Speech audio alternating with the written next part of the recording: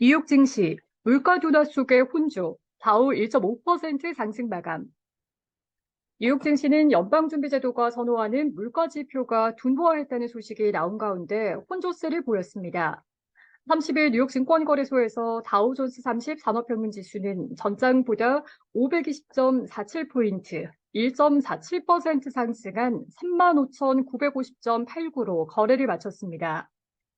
스탠더드앤드푸어스 S&P 500 지수는 전장보다 17.2포인트, 0.38% 오른 4,567.8로, 나스닥 지수는 전장보다 32.27포인트, 0.23% 하락한 14,226.22로 장을 마감했습니다.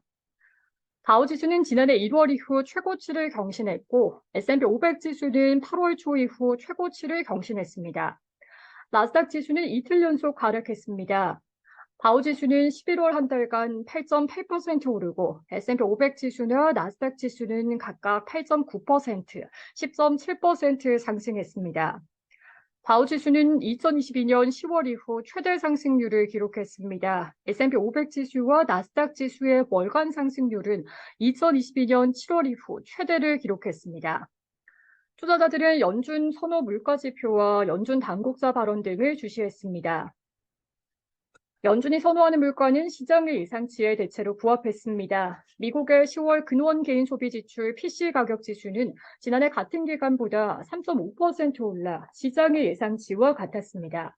이날 수치는 전달의 3.7%에서 둔화한 것입니다. 전월 대비로도 0.2% 올라 전달의 0.3%에서 둔화했을 뿐 아니라 시장의 예상치에도 부합했습니다. 헤드라인 PC 가격 지수도 전년 같은 달 대비 3% 상승해 전달에 3.4% 상승해서 둔화했습니다. 인플레이션 둔화 추세가 뚜렷해지면서 연준의 올해 금리 인상은 물 건너갔다는 전망이 더욱 강화됐습니다. 여기에 연준이 내년 5월에 금리를 인하할 가능성은 더욱 커졌습니다. 연준 당국자들의 만화적 발언이 이어지는 가운데 이날 존 윌리엄스 뉴욕 연방준비은행 총재는 정책이 상당히 제약적이라면서도 인플레이션을 2%로 되돌리기 위해 제약적 기조를 한동안 유지하는 것이 적절하다라고 말했습니다.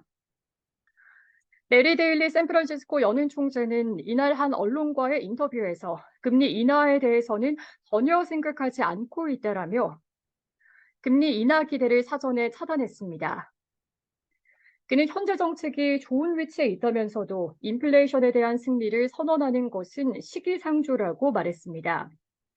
투자자들은 다음 날 나오는 제롬 파월 연준 의장의 토론을 주시하고 있습니다. 파월 의장은 다음 날 애틀랜타 스펠만 대학에서 오전 11시와 오후 1시에 각각 대담과 패널 토론에 나설 예정입니다.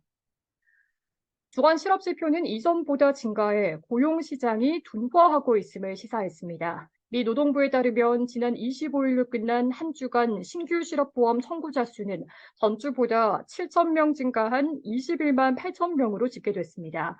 이는 월스트리트저널이 집계한 전문가 예상치였던 22만 명을 밑도는 수준입니다.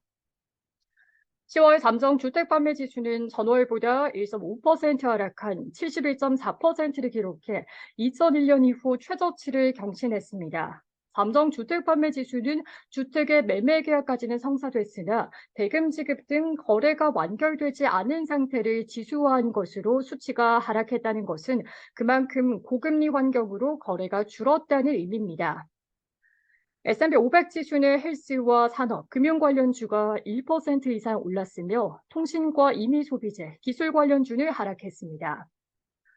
테슬라의 주가는 이날 사이버 트럭 인도 이벤트를 맞아 1.6% 하락했습니다.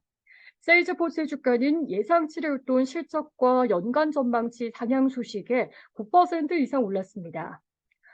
제너럴 모터스의 주가는 배당을 확대하고 자사주 매입 계획을 발표한 데 힘입어 전날에 이어 0.3% 상승했습니다. 옥시덴탈 페트롤리움의 주가는 석유 생산업체 크라운록을 인수하는 논의를 진행하고 있다는 소식이 나온 가운데 2%가량 하락했습니다. 스노플레이크의 주가는 예상치를 웃돈 실적에 7% 이상 상승했습니다. 뉴욕 증시 전문가들은 인플레이션이 둔화하고 있으나 이것이 연준을 만족시킬 만한 수준인지는 여전히 의문이라고 평가했습니다. 또한 연준의 금리 인하 기대가 과도하다는 우려도 커지고 있습니다. LPL 파이낸셜의 퀸시 크로스비 글로벌 전략가는 오늘 아침 PCE 수치는 인플레이션 압력이 완화되고 있음을 보여주고 있지만 이것이 연준의 최종 승리를 선언할 정도로 충분한 수준인지는 여전히 의문으로 남아있다라고 말했습니다.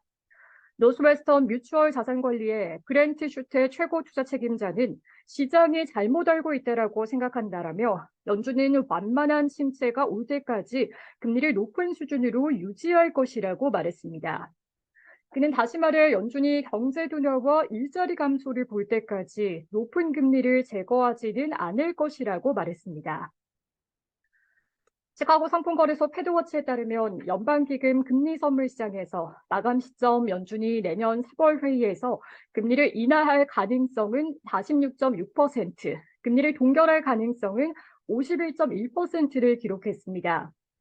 내년 5월 회의에서 금리를 인하할 가능성은 78%, 금리를 동결할 가능성은 21.1%에 달했습니다. 시카고 옵션 거래소 변동성 지수는 전장보다 0.06포인트, 0.46% 하락한 12.9위를 기록했습니다.